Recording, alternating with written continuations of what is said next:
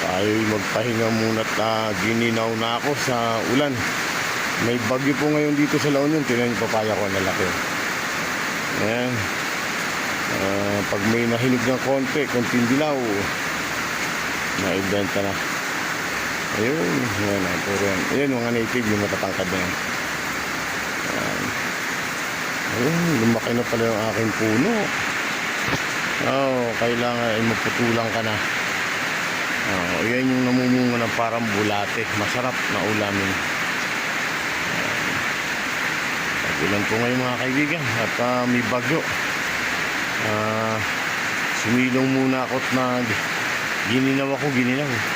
Ayan. Ayun. Ito, bagong kain lang ako kaya ito. Ayan.